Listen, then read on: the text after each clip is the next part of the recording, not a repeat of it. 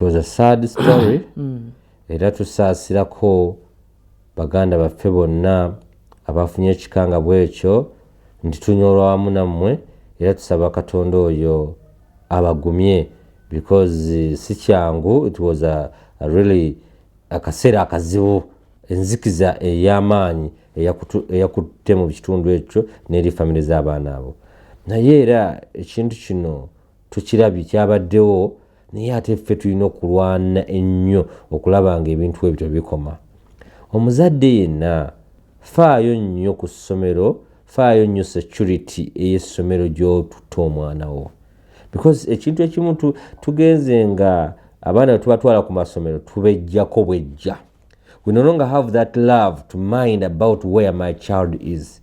Kati ogamba kanfunye wenteeka ki kiringa kufuna maid ono bamukufunidde, you don't know anything.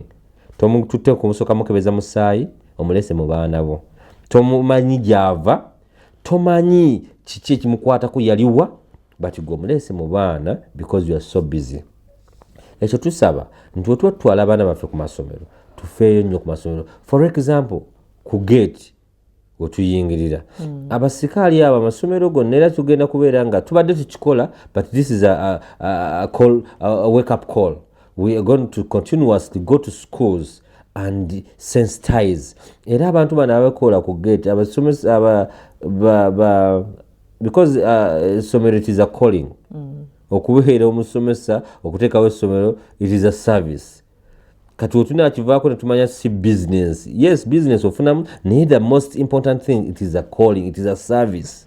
Buli womanya nti eno service ofaayo naye ofuna otuuka ku ssomero nga asikaali yafumba emmere yakola ne muki ne mu kiyungu ate yeete babayita batumaatuma babaatya ate era yali yaddukanya ne dormitory z'abalenzi ali eyo mu balenzi yasikaali yafumba ate babayita dormitory prefect whatever. Naye kati ekintu ekyo wetuba nga ffe abazadde tetuzuukusa olijjukira eri business tagenda kufaayo nnyo. Ate n'oluusi ne director bateekawo amasomero natafaayo ku ssomero lyataddewo litambula litya.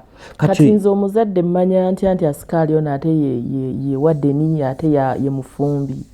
Kati gwe ng'omuzadde tuuka ku ssomero. Waliwo omuzadde omu yanyumiza nti yagenda ku ssomero nga waliwo restriction nga ssomero lirina restriction ku gate, naye natandika okubeera nga befriendinga asikaali. Tebayingiza mmere ku ssomero naye yabefriendinga asikaali. Asikaali ono natandika okubeera nga ali rin kwegamba bamukutteko namuwangayo we yajjanga namuwaayo namubuuzako namuwaayo kamuwaayo. Kati asikaali yatuuka omuntu ono newe yajja n'emmere yamuleka n'agiyingiza because abuildinze enkolagana. Kati that is not ethical. Si empisa eya omuntu wano. Era tugamba abasomesa oba amasomero mumba mugenda okufuna basikaali mufune edda temulonda bulonzi mwana wa kkojja abadde mu kyalo talina mulimo n'omuleeta afuuka asikaali.